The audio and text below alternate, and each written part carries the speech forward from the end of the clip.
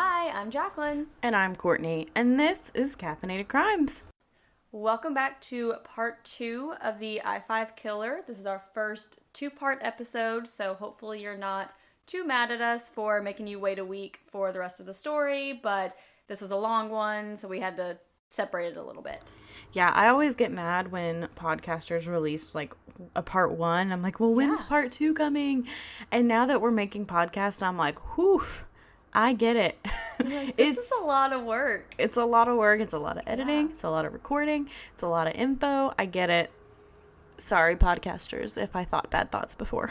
But if you are interested in possibly getting our part 2 episodes with part 1, let us know, because we have flirted with the idea of starting a Patreon page where you can subscribe for whatever amount of money per month that you would like to support the show to allow us to increase our sound quality and editing and just be able to put out more content for you guys. So we talked about maybe doing some bonus episodes, or if we do like a 2-parter, we could release them both at the same time for our Patreon pledges. So if that's something that you would be interested in, let us know. We haven't set it up yet, but yeah, definitely let us know if we did create a Patreon, if you guys would support it. Like, we don't want to create it and then it just kind of sit out there.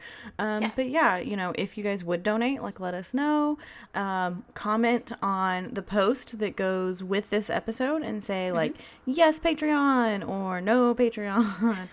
No, I'm not giving you any money. I ain't giving you my money. But, yeah, so if it is something, like, you would, like, donate to, just, like, comment on our Instagram post, say, like, yeah, I totally would. And all that. Absolutely. So we are actually recording this immediately after finishing part 1, so we can try to get ahead on some episodes, because Courtney's got to like go out of town next weekend because it's her anniversary, so she doesn't want to record with me all weekend. She wants to see her boyfriend. Like, okay, weird. Yeah. But I said I could record in the cabin if you wanted me to, because you know that's unnecessary. You know Kevin's gonna sleep in. I think he's still sleeping right now, but yeah, no. Kevin and I on the 11th will have been together 3 years. Oh. So it's been a long time, but also we were talking the other day and he was like, you know, like, it's not actually the 11th is our anniversary. And I was like, wait, what? So we don't actually know if it's the 9th, 10th, or 11th. Like, we don't actually think it's the 11th. We think 11th is just, like, the Facebook one. Oh, yeah. And then we didn't realize it until a little bit later. But basically, like, we don't know if it was, like, late the 9th, early the 10th. And then I was like, well, I kind of want to tell, like, my friends and family before I just put it out on Facebook. And so by that, it was the 11th. So, yeah. So who knows? So who knows when March-ish. Clearly, we're super invested in anniversaries, guys. No, but each year, like, what we decided, like, since we started dating, instead of getting each other, like, some present, that we just both go half and half on a trip. And so last year we went to New York, and it was a pretty pricey trip. So this year we just decided it'd be nice to get, like, a cabin up in Gatlinburg and have, like, a hot tub. Like, we have, like, a bed swing. So it's just this massive swing that you can just, like, lay on. So cool. And so we decided we'll just have, like, a little getaway. The two of us will maybe go on a hike and go around Gatlinburg and Pigeon Forge and just have some fun. So I'm excited. Nice, relaxing weekend. Yeah. And then the weekend after that, Courtney and Kevin are coming to visit me. Yeah. So I'm super stoked, and we're going to go to a concert and probably go to some breweries and some restaurants and get some good food and beer and have a good time. And then the weekend, and then the weekend after that, Andrew and I will be going to Tennessee for my nephew's 2nd birthday party. So we'll get to see our family then as well. And so by the time that you're hearing this, all of these fun weekends will have already passed. So yeah, they will. Hopefully we all had a good time. And I'm sure you'll see on the podcast Instagram me and Jaclyn having an excited, look, we're together post, because it doesn't happen too often. It seems like we see each other, like, 3 weekends in a row, and then we go, like, 6 months and don't see each other. It's always, like, all or nothing. Yeah, there's never, like, a nice, consistent, spacing. It just depends on how life kind of falls at that time. But maybe when we get together, we can figure out how Instagram works eventually, and we can do, like a boomerang or some, like, we fun, can do a boomerang. I think I know how to do a boomerang. Guys, please don't judge us. We're old. I'm not. Look, I don't have Instagram face. So I don't really, I don't have that face people want to look at on Instagram. So I just don't really post much. I love to look at your face on Instagram, Courtney. Well, thank you. I think you have the best face. Oh, thanks. But I'm not much for the selfies. I'm not much for the posting too much. So I haven't figured out all the little detailed things. Yes. So we're going to get there. That's why we have our friend Tiffany assisting us with how social media works. Oh, thank goodness for Tiffany. She is a lifesaver, man. There's a lot of shit that goes on that I didn't know goes on. Sending us some detailed instructions with like YouTube videos on how to do all this fun stuff. So we definitely need her assistance there. So we're appreciative of that. Yes, definitely. So today we are finishing up the I-5 killer. So with fucking Randy. Fucking Randy with his fucking dick out all over the place. So we left off with Randy being cut from the Green Bay Packers like minor league team for possibly exposing himself, but it was never officially stated because, I can imagine that the Packers wouldn't want to be like, yeah, we had this guy who just like showed his penis to everyone, so we had to kick him off. So, not quite sure what happens, but that's where we left off there. So, Courtney, why don't you tell us what Randy does next with his life? Yeah, so, we left off, Randy's cut from the Packers, and so in early 1975, several women were forced to perform oral sex at knife point to a man in Dunaway Park, which is in Portland, Oregon, and then he stole their purses. I wonder who this man could be, Courtney. I have no clue. Just a rando off the street. So, basically the police are like, well, what we're going to do is we have Annette Jolin, who's an officer, and we're just going to like kind of put her in as a decoy and see if Randy will also, rob her at knife point. So Randy took the bait and he did try to rob her at knife point, and so they arrest him, and he also had a gun that was confiscated at the same time. And so he did end up pleading guilty to robbery on April 29th, 1975. He did have oral sodomy charges for the previous victims, but those were dropped. So I decided to look up some sodomy laws because I feel like I don't see people getting charged with this often, and this case is a lot of sodomy. So I looked it up. Sodomy laws are still in place, but they're very controversial because they really target like same-sex relationships heavily. And so when I was looking it up, it was a lot of stories of like, especially men having consensual oral or anal sex. And even though it was consensual, well, sodomy is illegal and they would get charged. And it was kind of a way, another way to just oppress members of the LGBT community. Yes. So basically, a lot of people are trying to be like, remove these laws. They're unnecessary. Don't do it. You have unlawful sexual penetration, sexual assault. You have a lot of things that can cover it that don't need to be this, but they are still here. Because that's the thing, is that these other laws are specific to it was not consensual versus sodomy is literally just the act itself. So the sodomy charges, in my understanding, do not necessarily mean consensual or non-consensual. It's just, you put your penis in something that was not a vagina, that's illegal, versus, you put your penis somewhere that someone told you could not put it there. Yeah. Like, you don't need a separate charge for that when penetration of all holes fall under general rape, sexual assault, sexual abuse, the other charges that are in place for that. Yeah, and you're exactly right. It's there are different levels of sodomy. This is where that Neil Weingart website comes in, because he talked about it in Oregon specifically. I can't find much from 1975, but this is today, so I can give you that info. But basically, there's a first, second, and third degree, and the severity of the charge is really based on the age of the victim.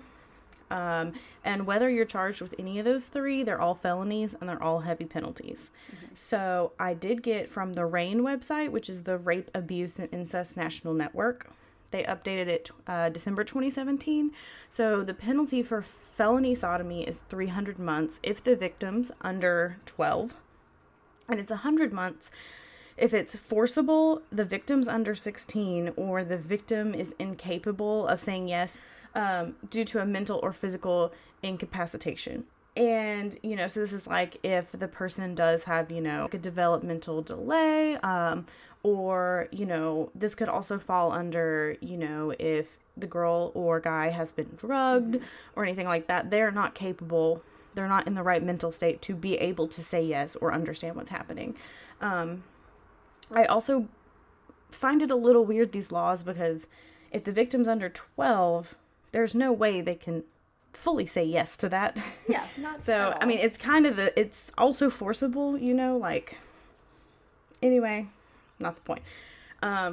Yeah, so in 2017, if you have like first degree rape, sodomy, unlawful sexual penetration, it's 20 years. Second degrees of all those is 10 years. Third degrees or all those is 5 years. But, I feel like in the past, especially the 70s, 80s, now, rape wasn't getting like the heavy sentences they should. Yeah. I mean, it was in some cases. I'm not saying all people were, their rape cases, their rapists were just let off the street. But I mean, we see even today, we see Brock Turner literally caught in the act. It's been 6 months. This is still an issue today. It was an issue back then. Yeah. So I just wanted to kind of do that deep dive because I feel like we don't really see sodomy charges much. Yeah. And I think it is because people have taken a step back and realize how targeting it is to a vulnerable population. So there is that. All right. Yeah, and so when he's in jail, he does tell a psychiatrist he has sexual urges that he cannot control. He did score 100 on the IQ test. It's kind of unusual because he did do well, like in elementary, middle, and high school. I mean, obviously when he got to college, he kind of tapered off, but I think that was more him caring more about sports than his actual studies. I know plenty of people who are extremely smart who just did not do well in college. So, but he's also not like a typical exposer, because I feel like a lot of people who do indecent exposure, like they just get off on showing their dick to people. Yeah, just a straight flasher.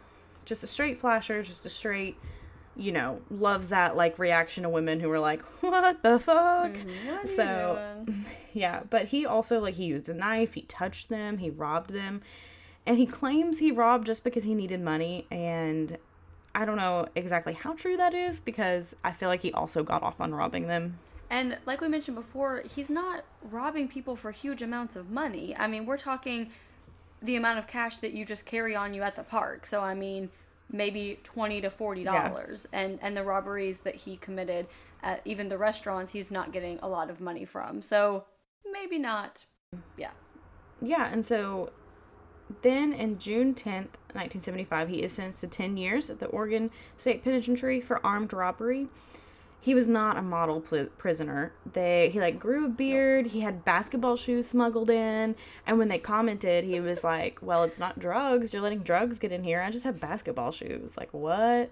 I just need shoes because I have bad ankles from playing football for so long. So I just need these special shoes smuggled in. Also, how do they get smuggled in? Like, I know drugs go up a certain place. How? That's a... Basketball shoes? I'm curious. Anyway. So he... If you know, write to us and let us know. Randy, send us an email. Let us know how they got there. No, and he also, like, he refused to participate in group therapy. Like, he just was being extremely defiant, probably just because he could. And he really didn't like that there were female guards in this prison. And he even quoted saying, I was in there for being an exhibitionist, and here's this female guard watching me take a piss. It was ironic. It made me angry. But he wasn't there for the indecent exposure. He was there for the robbery because those other charges were dismissed, or he got probation or whatever. Like, he's here for armed robbery. Yeah, he wasn't even charged with those, or if he was charged with them, but they were dropped. So that's not what you're there for, bro. Yeah. So he's got some issues, but yeah. In 1976, he kind of becomes a little bit more acclimated. He starts getting along with people. He's working in the dining room and kitchen. He took some college extension courses, joined some Bible study groups. He worked out. His family and friends came and visited him. So he ended up writing to Tracy Connors, who's that 8th grader he was hanging out with. As an adult. Mm-hmm. As an adult, yeah. And she's now an adult, and she's now married. And he's like, hey, can you sell these wallets I'm making in prison? And I'm like, did I do something wrong? No, I'm just laughing at Randy. I was like, what did I say?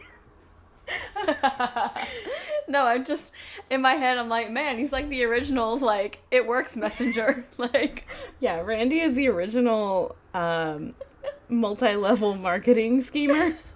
He's like, yo, Tracy, you were like 12. You kind of, did a few things. Will you sell these wallets? I can change your life.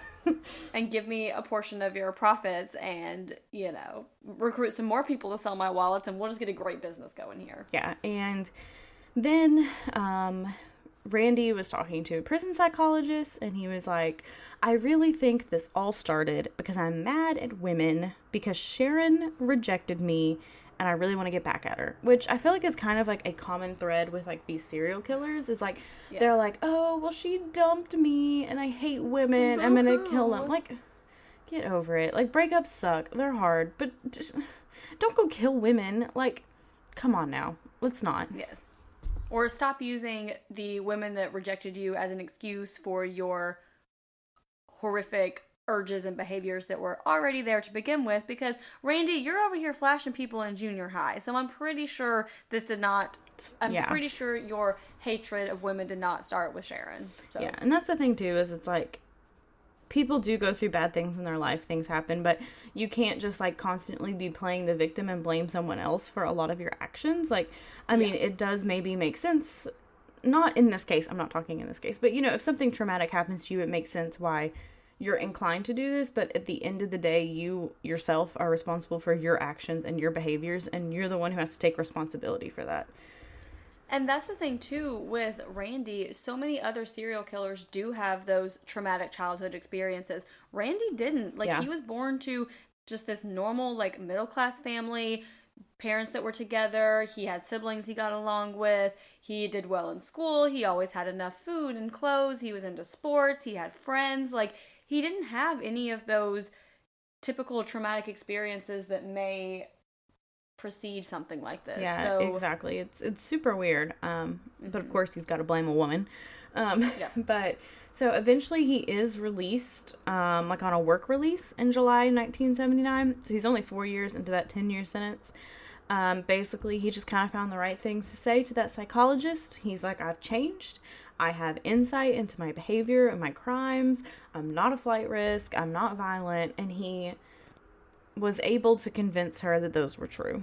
And that's not on the psychologist. I mean, no. People can lie straight to your face and there's no way you would know. So he started working at Textronics in Portland. But then he decided to quit and work at bars so he could have sex with lots of women, most of who were underage. So weird. And when he was working at these bars, he was often either a bartender or a bouncer or whatever. So he knew by looking at their IDs that they were underage, but he would let them in anyway so that they could get drunk and then he can go home and have sex with them afterwards. So he used this work environment to meet a lot of young women. As we know, Randy was super into young women. Yeah, and I mean, I get it if you're working at a job and you're wanting to like have sex with a lot of women who are consenting and are over 18 and can make that decision. Yeah, that's fine. Have sex with as many people as you want, as long as everyone is of legal age and everyone agrees to it. Those are kind of the important factors. Yeah, but and I'm sure, he's letting underage people in. He's like, well, I'll let you in. Wink, wink. How are you going to repay? Wink, wink. Yep. So then he ends up moving around a lot. He's working a lot of jobs. He's fired from several. One of them was for stealing money. Dates a lot of women and gives a lot of women herpes too. Yep. And he just keeps mailing nude photos of himself to female friends. The original unwanted dick pics, like I said before. Yes. I mean, you're like, ooh, I got mail. And you open it up and it's like, oh, here's a Polaroid of Randy's dick. I did not sign up for this. Thank you. Yeah. And a lot of the women that knew Randy said that he was just, always calling them. Like, he would call them all the time. He would visit them. They would say no. And he would be like, oh, well, let's hang out anyway. Let's be friends. Let's go here. Let's do this. Just, like, super persistent and just really, like love to talk to people and pressure people and just kind of... Yeah. Nonstop. It sounds exhausting, to be honest. So, December 30th, 1980, Randy does meet a woman named Shelly Janssen. And she's about to turn 22. She goes to college at the University of New Mexico in Albuquerque. She seems really smart. And she falls for him hard and fast. They have deep conversations about his goals and a family. So she goes back to school, and they're like, well, let's meet up again in about a month. So on January 30th, 1981, they meet up in San Francisco, and he confesses. He's like, look, I was in prison. Let's get married. And she's like, okay, cool. All right, it's fine. And it happens. Shelly, really smart, 4.0 GPA. Shelly drops out of school, packs her belongings, and she's going to drive up to Eugene on March 4th. So this same weekend he'd met Shelly is when he starts renting the room from Arden Bates. And, you know, as we said, like in the last episode, she said he's a good tenant. He pays his rent and bills. She was like, he does make a lot of long distance calls, but he pays for them. So, I mean, I can't really complain about that. Yep. And Randy's just like writing all these letters to Shelly, but he's also still calling these other girls, writing to them. And Arden does come home 4 to 5 times to see him in bed with her 16-year-old babysitter. Okay, Arden, not blaming you at all. You did not do this. But maybe if you come home and you have a child babysitting your child, and the grown man that lives with you is in bed with this babysitter multiple times, maybe that's a red flag that you should act on. Yeah, and that's the thing, and that's pretty inappropriate. And maybe, you know, she was like, I don't want to get involved in this. Like, maybe the babysitter seemed, you know, like she was consenting, and so she's like, I don't want to, you know, start any drama with the guy living in my house. I don't know. It's the 80s. I was gonna say, it was the 80s, so it may have been more acceptable. We're looking at this from a 2020 lens. From Pun intended. That was funny. And man, I just like lost myself off a track. So maybe at the time it was not as malicious as the way that we see it now, especially if she thought that the 16-year-old was consenting. You know, it's not a forcible situation, even though it is inappropriate as we see it now. So this was, 30 years ago. And I mean, that happens too. 40 years ago. Oh, God. That was a long time. I know. Wow. It was a long time ago. Ooh, and I mean, that's the thing too, is like, if you think about it now, like in high school, you know, when you're a freshman, you always want to start dating the senior. And so that's the thing, is if you guys do keep like committed, like at some point you're going to be 16 and he's going to be like 20. So I think, to me, that's a special circumstance, because it's like, you're not just being like, hey, 16-year-old, come here. But I do know plenty of girls I went to high school with who would date guys who were 21 or, you know, stuff like that. It happens. For sure. So maybe she's just kind of like, you know, whatever, not my business. So keep going. Which I get, because sometimes I'm like, I ain't touching that. I'm not going to do that. Not going near that. Not my circus, not my monkeys. Yeah, exactly. So, you know, as we said in the last episode, Randy doesn't show up for that parole meeting. So they're able to come in, get his phone records from Arden. And this is a thing that we didn't know was a thing. Basically, they find that there's like a reverse directory showing that he made a call from Mount Shasta shortly after 9 p.m. on February 3rd. So I guess back in landline days, what you could do is, if you're out and you're calling long distance, you can charge it to a phone. So he would charge it to the landlady's phone in Eugene, but he's making this call in Mount Shasta. Which I thought this was super fascinating, because I'm just like, wait, what? Which, you know, neither of us were alive in 1980. And if we are misunderstanding this, please let us know and explain to us exactly how this works. Because this is very interesting to us. So that's how he was making a lot of his calls to his women all over the place, apparently. Wherever he was at, he would just call long distance and charge it to his landlady's phone. And then, you know, he was paying her the bill, so she didn't mind. Yeah, and that's the thing, too, is we did grow up. I do remember having a landline. Yes. I never had a landline when I was old enough to make long distance calls to know how that worked. Yeah. And again, please tell us if we're wrong, because we might be. But this is kind of how it sounded in the book, because later they are talking to Arden about these dates he was gone from home, and they lined up with the murders, and then the phone records, you know, where he charged calls near these locations. I mean, it kind of put him, like, basically in that city on that day. It was really like their smoking gun in this case. Yes, these long distance phone records just was the nail in the coffin for Randy, because it showed exactly he made a call from this location on the dates that these murders occurred, and because they occurred in such a rapid time span across such a wide range of area, it was a lot easier to more definitively say, hey, this was definitely him. You know, if it was like, oh, we have like 2 random murders 4 years apart that are close to each other or different locations, you know, maybe we can't say for sure that this guy did it, but we're talking, you know, a ton of robberies, assaults, murders within a 2-month time span, and he is in all of these places hundreds of miles apart from each other at the exact time. So it's pretty obvious at this point that he's looking like a pretty good suspect as the I-5 killer. Yeah, and he also, the police, you know, were like, he kind of does look like this sketch.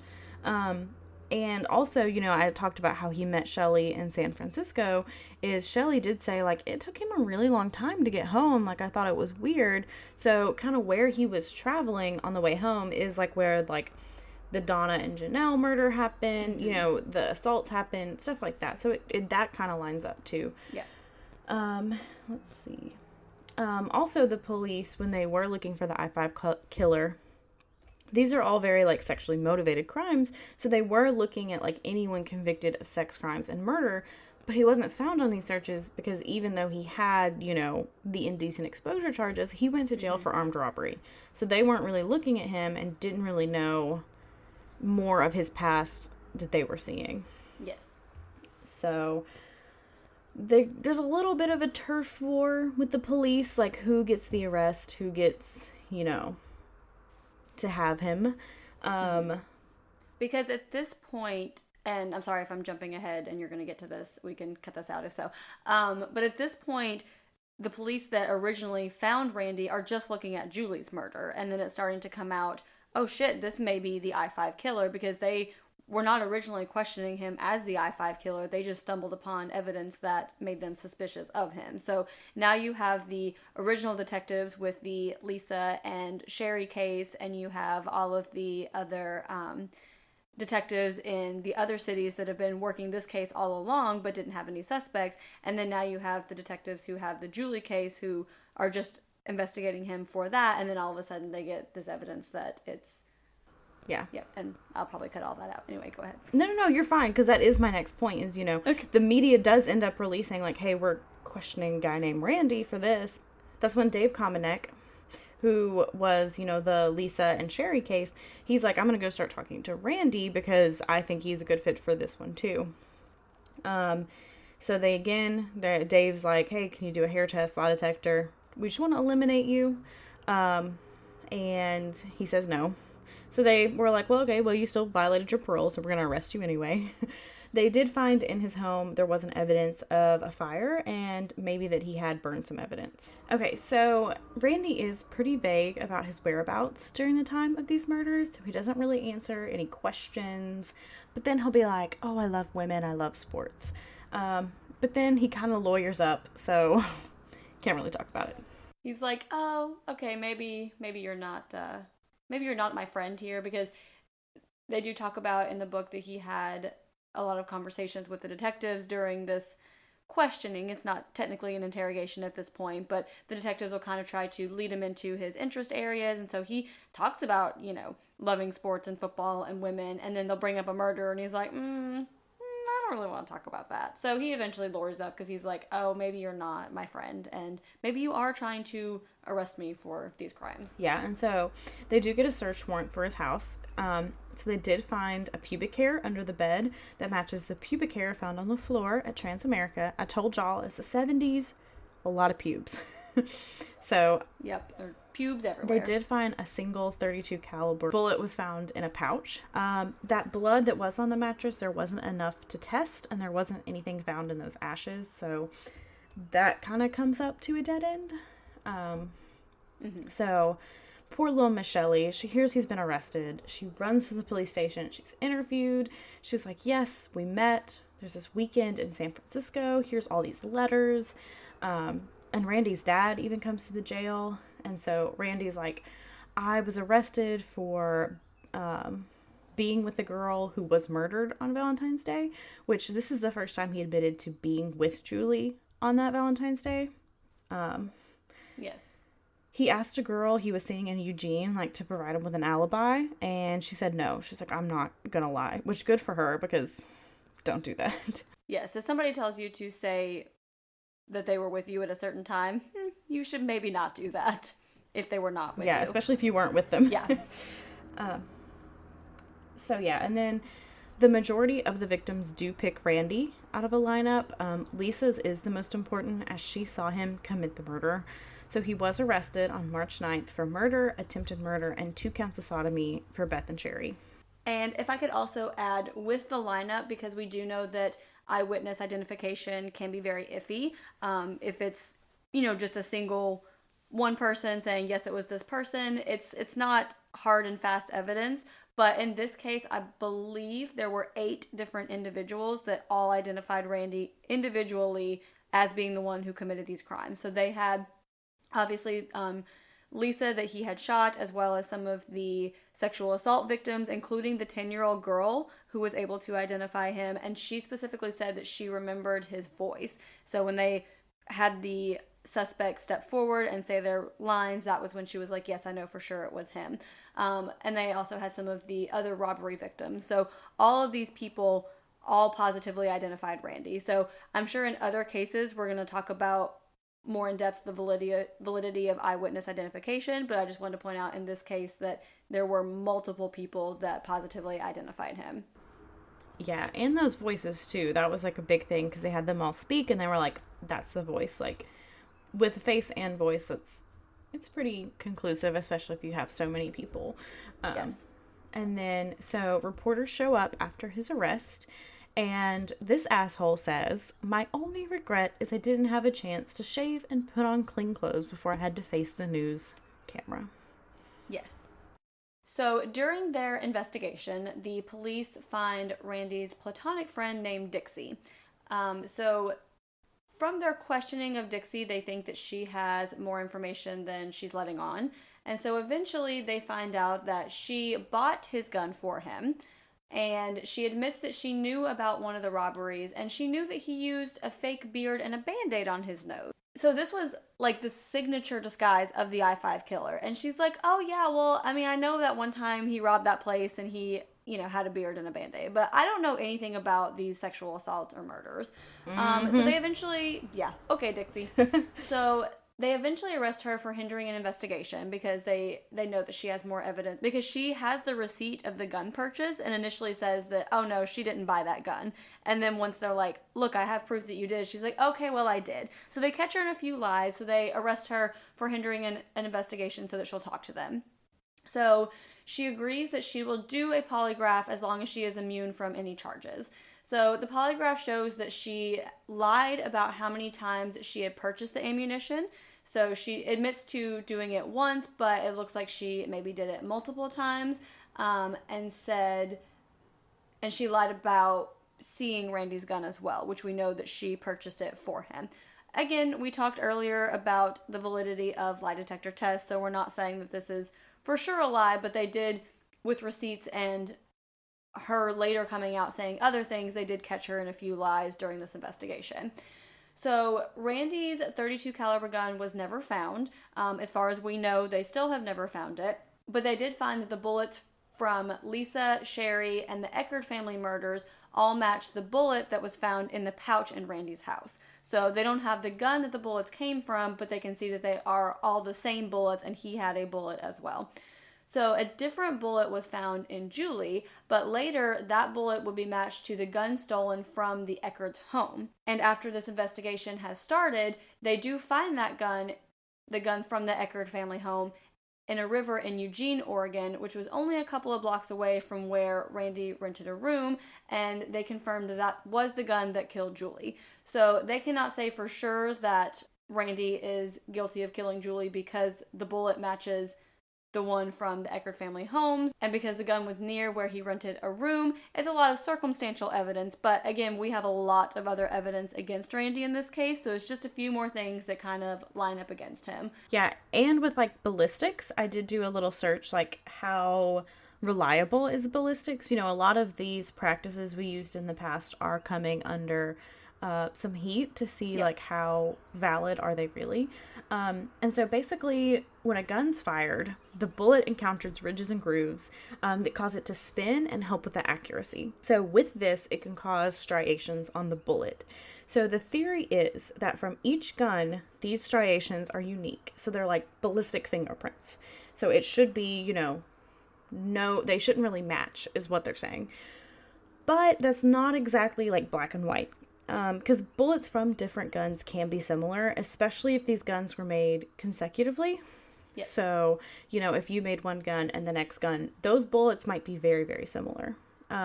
So there was like this statistics tested with a program that's used in matching bullet types, but the odds for a false positive are actually extremely low. So it is a good type of evidence. It is a good like forensic practice, but it's not perfect. It can be wrong. Mm-hmm. And it can be wrong also with like when an individual is sitting down looking at the bullet striations, because there is human error. So that can also create like a false positive.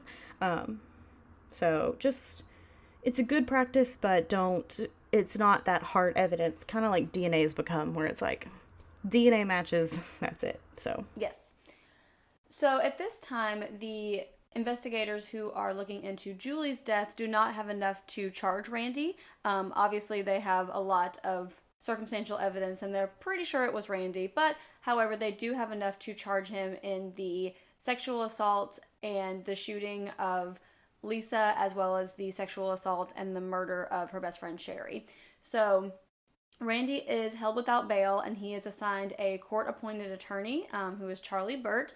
And his friend Dixie was also held on bond, but her charges were eventually dropped and she was just held as a material witness. So on March 24th, Randy pleads innocent to 2 counts sodomy, 2 counts attempted kidnapping, 1 count murder, 1 count attempted murder, and 1 count ex-con in possession of a firearm in relation to the crimes against Lisa and Sherry.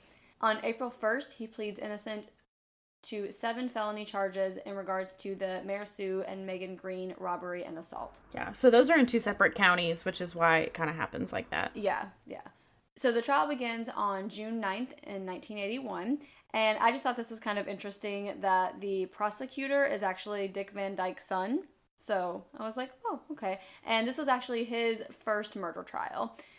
So while they are picking their jurors, again, this wasn't like a super important thing to this case. I just thought it was something interesting, so I wanted to throw it in there. One of the questions that they ask them is whether they can see in their mind something in the past. So, like, they ask each juror specifically, if you imagine something that's happened to you in the past, does it play like a picture in your mind? Like, can you see exactly what happened, what everyone looked like? So the prosecutors are likely to want individuals on the jury who are able to picture something in their mind, because then they're more likely to understand the eyewitness identification and believe that that could be possible, versus someone who has no concept of being able to see something so vividly. So in the trial, the defense argued about Lisa's description of her attacker's hair color changing, which we talked about earlier, that originally she said it was brown, when she called 911 immediately after being shot in the head. But in the ambulance, when she's talking to the paramedics there and the police, she tells them that his hair was blonde.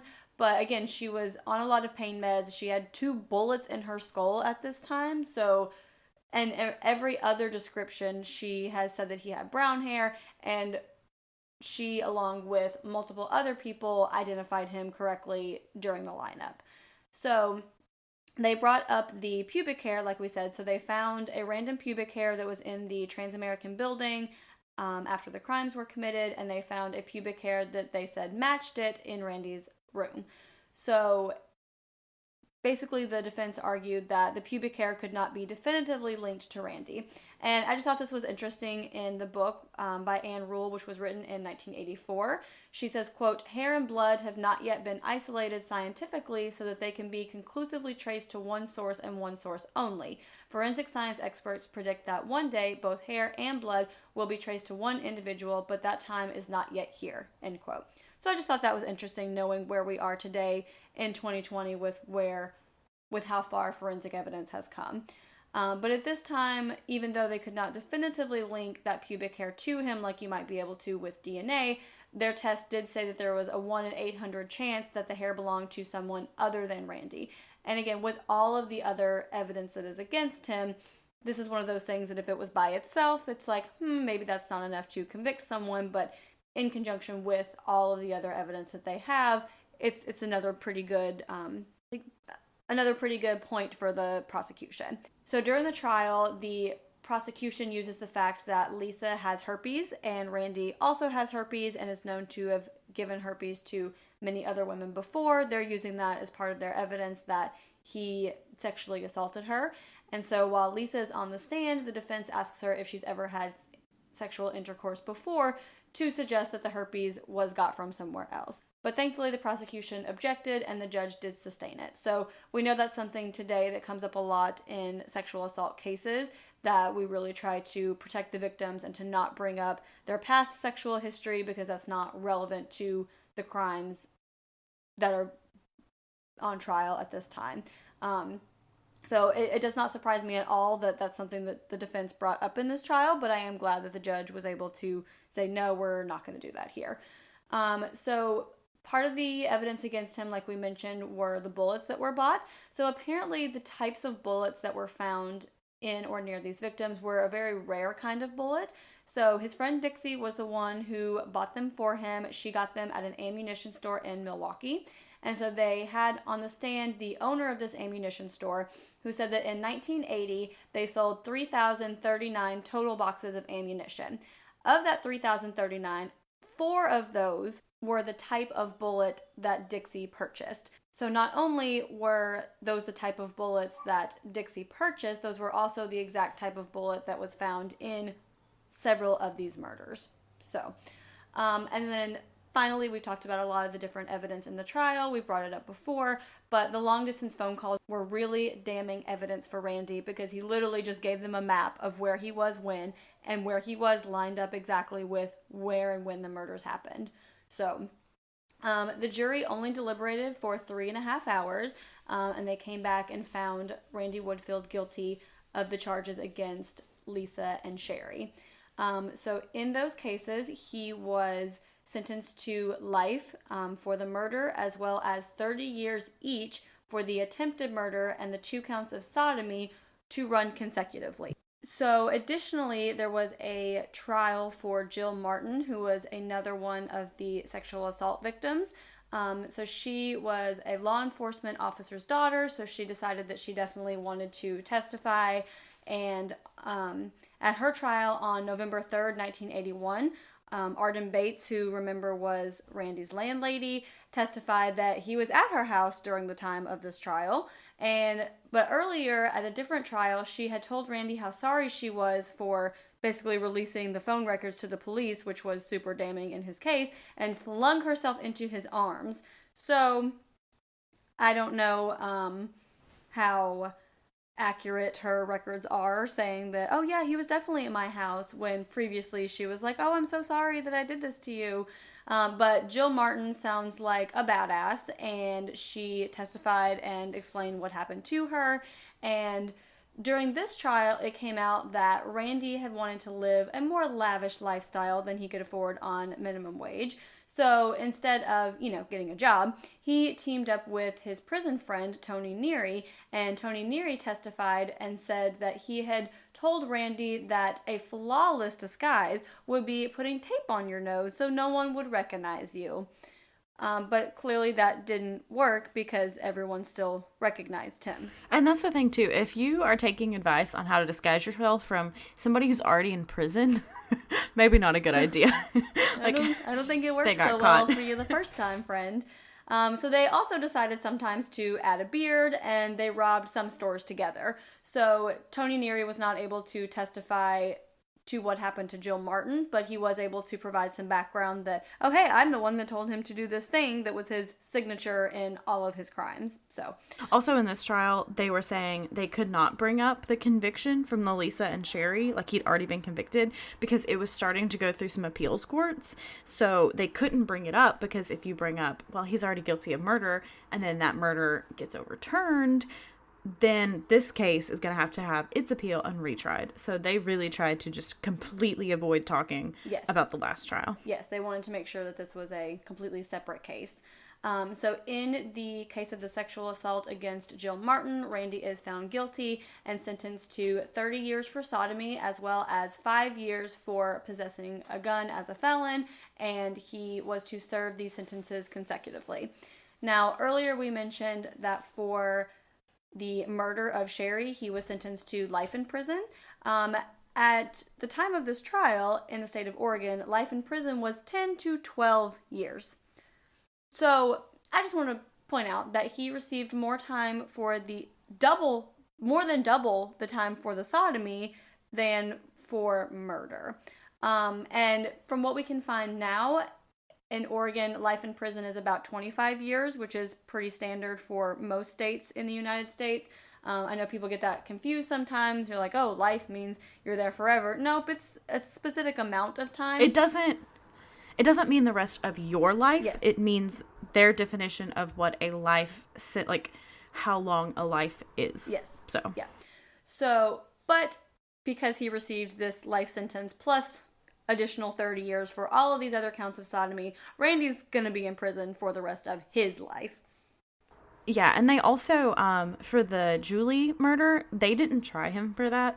I think it's because they did have these 2 convictions, and they were like, well, if Randy does somehow get approved for parole and gets out, we can charge him with this, because there's no statute of limitations on murder. Mm-hmm. So they've kind of held on to that, where they're like, he's never getting out, because if he does through paroles, like, we're going to swoop him up before he even gets out and save this trial, which I think is why they never officially charged for Julie.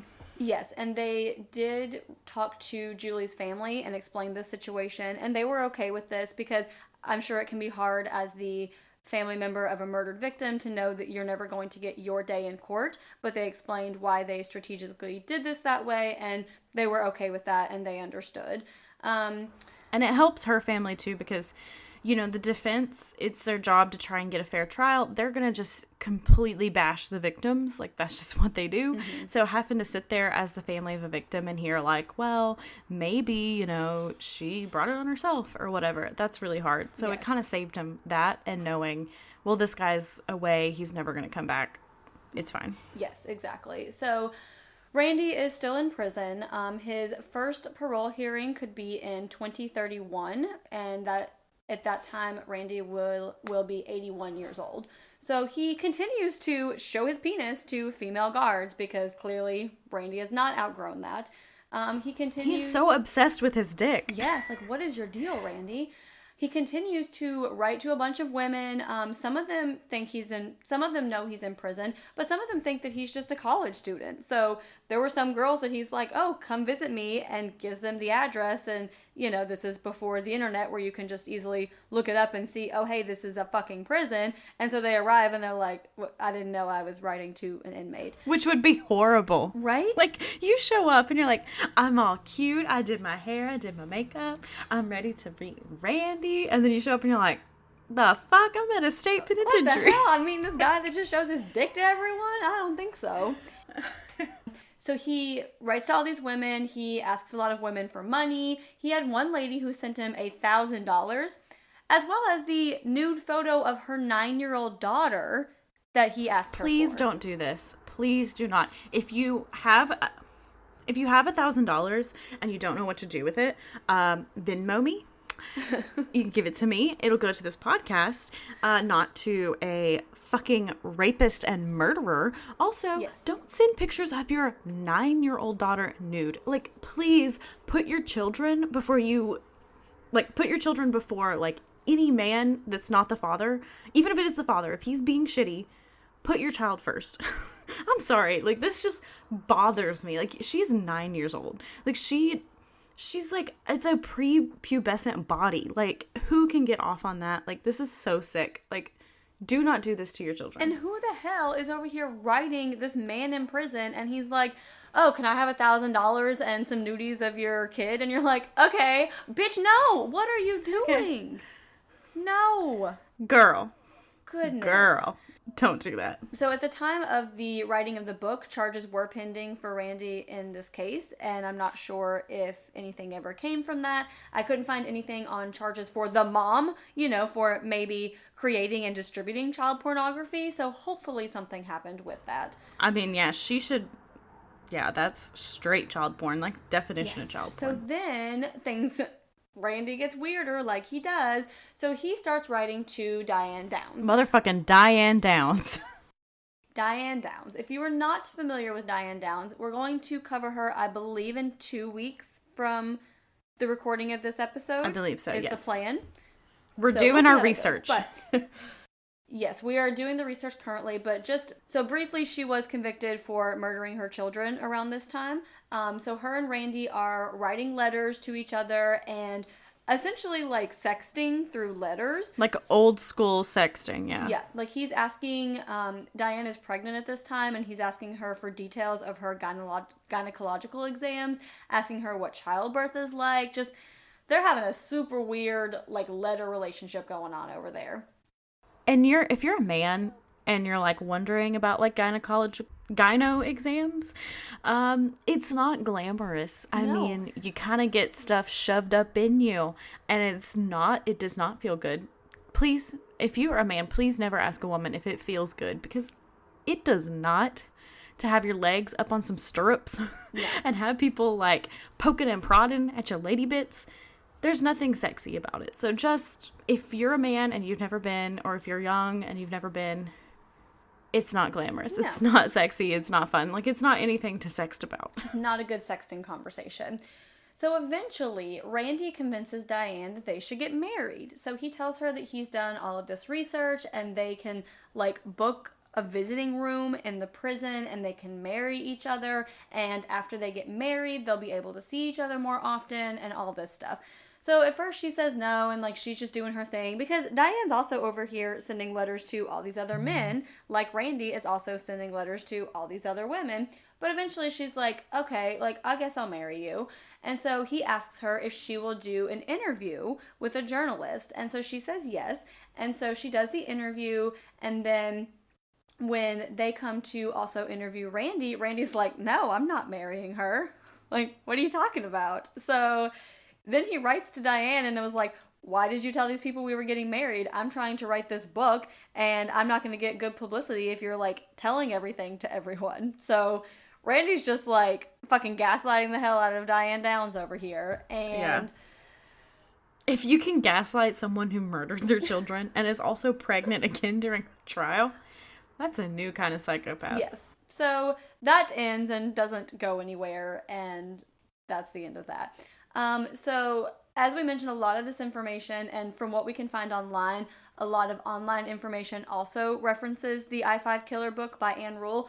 So Randy sues Anne for defamation of character, essentially. I can't remember the exact charge, but he's basically like, oh, you lied about me, and, you know, no, she just wrote your life story, bro. This is what you did. If you're offended by the fact someone writes about you, maybe you should be more concerned about what you did and not what someone's saying about you. Yes, so the court dismisses it, and it goes nowhere. This is my favorite part of this whole story. So Randy somehow has a Myspace page in 2005. Because, I don't know, I guess that happens. But his About Me or bio, or I can't remember what it was called on MySpace. But, you know, the little section that talks about yourself. Here is Randy's. Quote, I'm Randy. I'm 55. I spend the remainder of my days in prison because I have committed a murder along with many other crimes. I once tried out for the Green Bay Packers. The only reason I didn't make it is because the skills I had to offer, they didn't need at the time. End quote. Also, like, he's lying because he made the Green Bay Packers. Like, what? Like, I don't. You were on the Green Bay Packers. Like, I don't know. his MySpace. I mean, maybe because I do see that you put a note he was married 3 times while in prison. So I guess the ladies are flocking to his MySpace page. He has that top 8, and it's like Diane Downs, the lady who sent me $1,000, my 3rd wife. Like, I don't know. Like, Randy. Shout out if you remember MySpace and like top 4, top 8s, all that stuff. Like, that's... Gosh, Randy. Oof. So... Later, DNA would definitively link Randy to the murder of Sherry Hull, who was the one who was murdered next to her best friend Lisa, as well as the murders of Donna Eckerd and her daughter Jarnell Jarvis, who were the ones in Mountain Gate, California. So he was tied to those murders through DNA evidence, as well as the murder of Julie Reitz, which was the one that started his whole investigation. Additionally, DNA evidence linked him to 3 other murders that he was suspected of at the time, but there just wasn't any evidence to go off of. But on October 10th, 1980, Cheryl Ayers was raped and bludgeoned and stabbed repeatedly in the neck and found inside her apartment. So Cheryl was a high school friend of Randy, and they were in contact with each other after prison. He was questioned about her murder, and he had some vague answers about his whereabouts, but this was before the huge string of Randy's crimes were committed, so they didn't really have any reason to be looking into him. And the murder was never solved until the DNA evidence came out recently, proving that it was Randy who committed this murder. Additionally, on November 27th, 1980, the bodies of Darcy Fix and her boyfriend Doug Altick were found murdered in their Portland apartment. So Darcy was Randy's friend and former roommate Tim's ex-girlfriend. So she had broken up with Tim to be with this guy named Doug, and shortly afterwards, they were murdered in their apartment. The only thing missing from the apartment was Darcy's gun, and again, these murders were not solved until the DNA evidence came to light. So, as Courtney mentioned earlier, they have not charged Randy with these murders because at this point it's just kind of a waste of state resources when he's already going to be locked up for life. But if for some reason he does get out on parole, they have all of these murders that they have evidence to that they can just immediately charge him as soon as he gets out. So yeah, because these the only reason we didn't mention them earlier is because they're not directly like on the I-5, his like I-5 train of things. So they were like before these were personal murders. Yeah, as well as the Julie one, but the Julie one was able to connect him to everything else. So that's why we brought that up earlier. And I do want to give a little update on Lisa as well. She was also sexually assaulted again. It was stopped before it got too bad. Yeah, it's horrible, and like, so poor Lisa, like she was such a badass. She went to the trial, she testified, she did everything she could, yes. And the fact that it happened to her is just horrible. Hopefully she is living her best life now, and hopefully things are better. But I mean, she did get a really shit end of the stick. You see your best friend murdered, you get sexually assaulted and shot, you get herpes, you get assaulted again, like, just that's rough. Oh my goodness, I can't imagine. But that is the story of Randy Woodfield, aka the I-5 killer, aka the I-5 bandit, I think he was also called. Yeah, so just a real piece of shit. Yeah, he kind of sucked. I mean, he was pretty horrible, but if there is a lot more in Ann Rule's book that she goes into, both about Randy's background, some of the victims' backgrounds, different stuff like that. We didn't include everything because we don't want you to have to sit through 3 hours listening about this piece of shit Randy and where he went to high school. So, but if you do want that information, we do recommend the Ann Rule book. It was very good.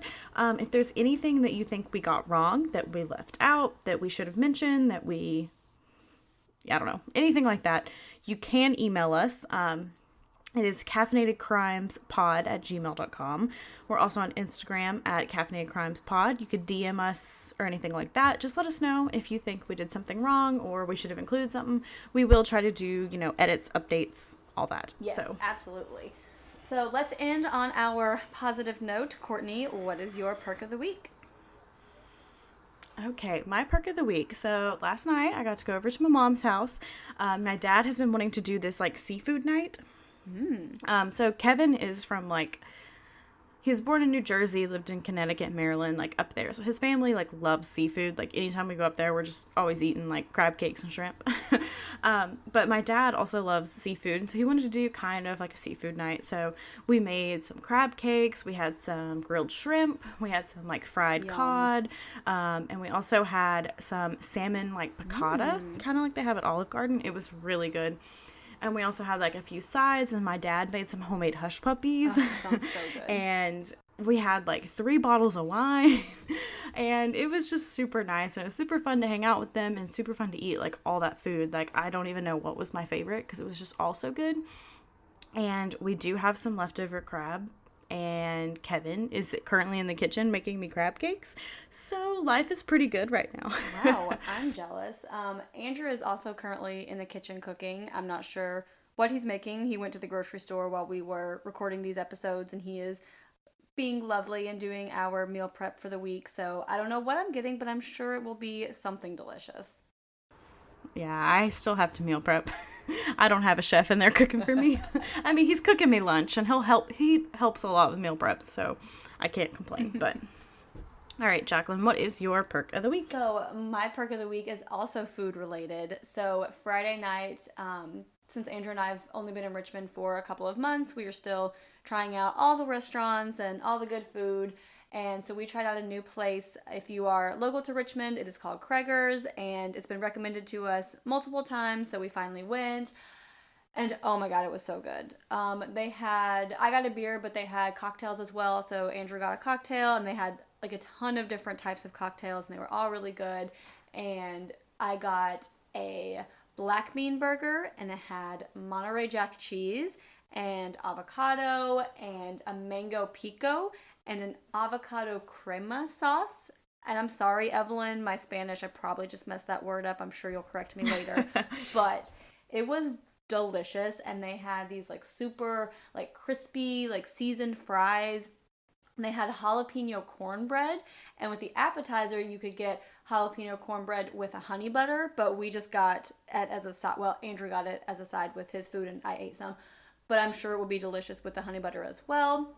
And it was just a super, super good meal. And of course, you know, I always love going out with my husband and having dinner and talking and having a good time. And now I have a new restaurant to take Courtney to when she comes to visit in 2 weeks. I know.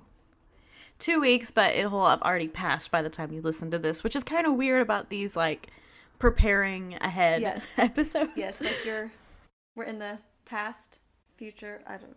So in a future episode, maybe Courtney can tell you her view of Craigers after I take her. Maybe. It's hard to tell because every time Jaclyn goes to a new restaurant, she's like, it's the best food I've ever had. And so I'm like, well, is it all the best food? Which one is it? I really like food, guys. What can I say? It's my favorite thing. Yeah. So, okay, I think we're good, and we will see you guys back next week. Yeah, we will. So go have a cup of coffee. And don't commit a crime.